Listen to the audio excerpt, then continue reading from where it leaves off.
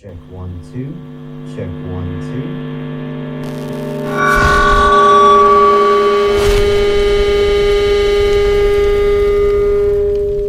2. So this is going to be a little bit more complicated, but we're still using the M32 X32 platform, and we're going to be showing you how to do user-defined inputs using Defeedback via USB only. So we're coming out of our Defeedback little guy that we've made all in one here. One USB cable is going back into a single USB cable, and then we have an input into channel, I believe it's 1, and then over here we have an output coming out of the right output.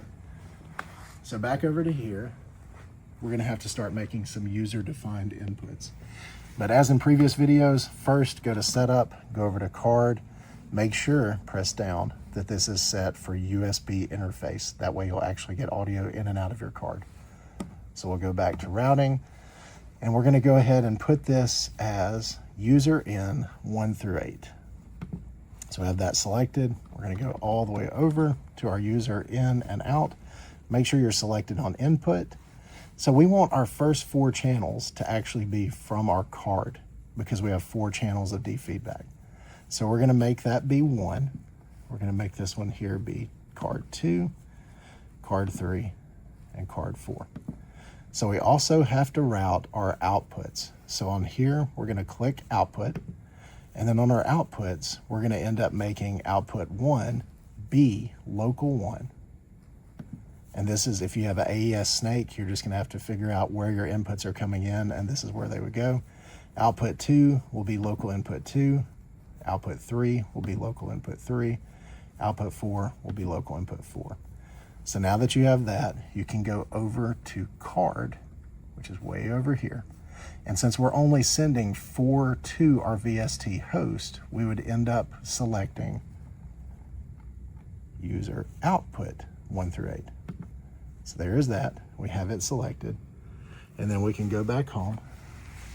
And once we've got that set, we can take a 58. I'll switch over and take the camera. Let Tanner get it. And you can see we are running through it. So you can go ahead and talk some. Hey, 1 1 2 1 2. And we're able to get pretty loud. 1 2.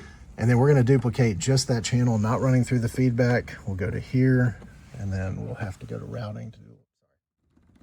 Now we'll have local input 1. I was confused for a minute. All right, so Tanner will talk. 1 1. And this is going to be the non-processed. 1 2.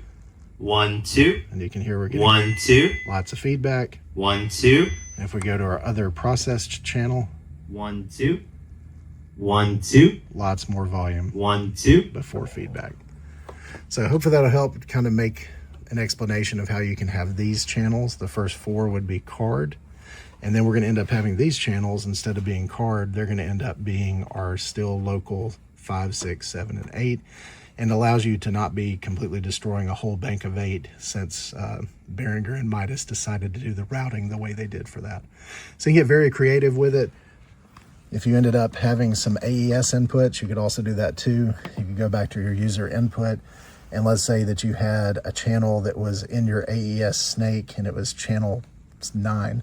You could just select and assign that. We would go all the way up to our card 1, and you can make it be 9 for your inputs and outputs. Hopefully that kind of makes sense. So if your inputs are not coming in the back of the console, but they're coming in through AES, that's how you could actually route everything. So our output side is kind of confusing. Needs to be your actual inputs, where they're going. So on this, it would actually be inputs 1, 2, 3, and 4 in the back of the console. Your input side would actually be what's returning to the console, which would be cards here. So hope that makes sense. And if you have any questions, let us know in the comments, and please hit like and subscribe. And speaking of the Focusrite solos, if you guys need any more, here's 40 more in account to all the other ones we have. Yay.